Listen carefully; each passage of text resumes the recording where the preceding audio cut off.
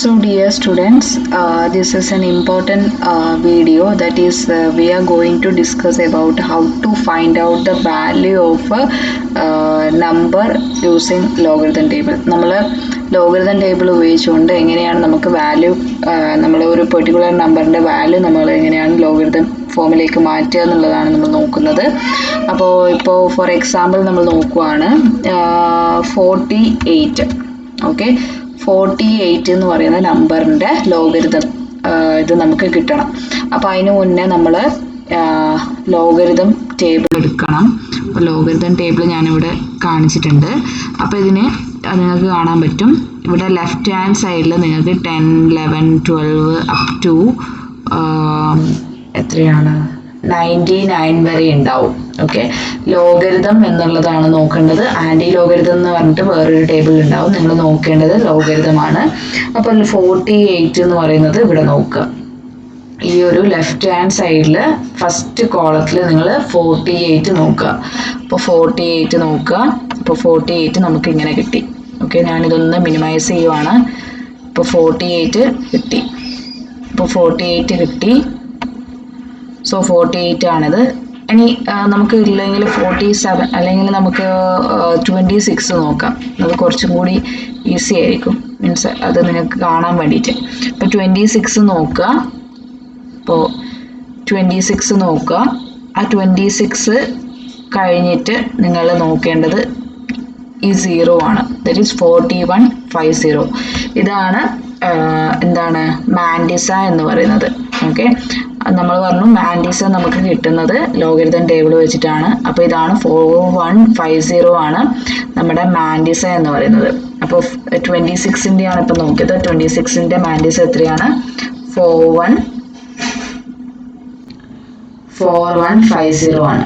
4150 ആണ്.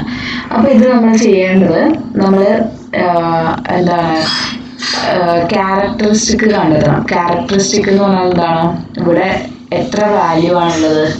2 ഡിജിറ്റ് ആണുള്ളത്. ഓക്കെ, 2 അക്കമാണ്. അപ്പോൾ 2 - 1 1.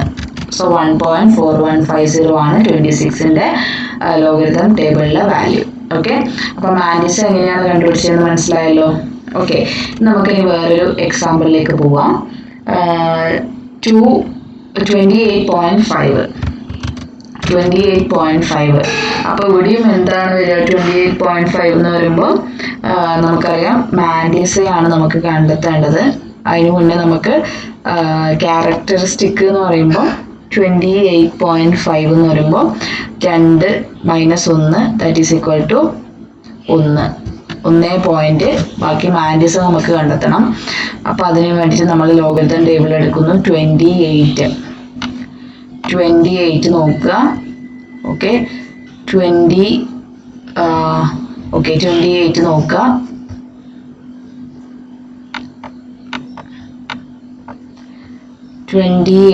നോക്കുക. 28.28 നോക്കുക.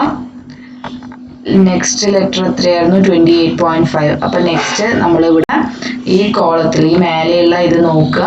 അതിൽ 5 എന്ന് പറയുന്ന നോക്കുക. ഇതാണ് 5. അപ്പോൾ 5 ഇങ്ങനെ താഴെ, അതുപോലെ തന്നെ 28 ഇത് രണ്ടും കൂട്ടിമുട്ടുന്ന സ്ഥലം ഇതാണ് 4548 അല്ലേ? 28ഉം 28 റോ ഇങ്ങനെ നോക്കുക.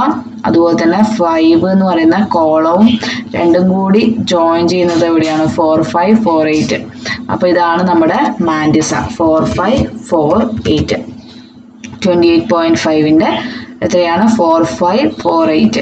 ഓക്കെ, അപ്പോൾ എന്താണ് നമ്മൾ നോക്കിയത്? ആദ്യത്തെ 2 ഡിജിറ്റ് നോക്കുക. അത് ഫസ്റ്റ് കോളത്തിൽ നോക്കുക. പിന്നെ വരുന്ന ഡിജിറ്റ് ഉണ്ടെങ്കിൽ അത് ഇവിടെയാണ് നോക്കേണ്ടത്.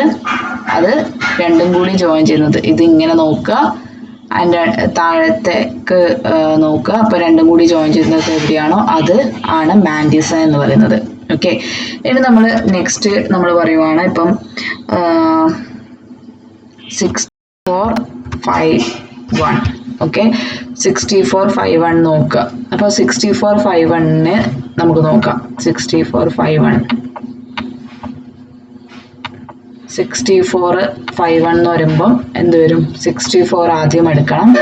ഫസ്റ്റ് കോളത്തിൽ 64 എടുക്കുക. ഓക്കെ, 64 എടുത്തു. ഇനി നമ്മൾ നോക്കേണ്ടത് 64ഉം 5ഉം എവിടെയാണ് ജോയിൻ ചെയ്യുന്നത്? 64 ഇതാണ് ആൻഡ് 5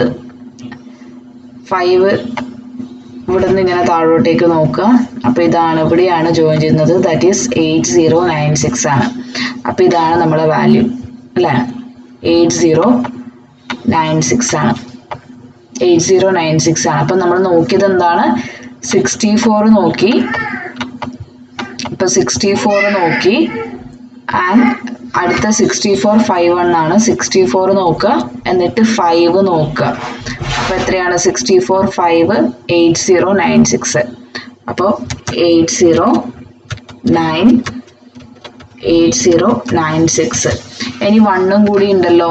ആ 1 എവിടെയാന്ന് കിട്ടുക എന്ന് വെച്ചാൽ മെയിൻ ഡിഫറൻസിൽ പോവുക. ഓക്കെ, മെയിൻ ഡിഫറൻസിൽ പോവുക. 64 5 1. അപ്പോൾ 1 എവിടെയാണുള്ളത്? ഇവിടെയാണ്.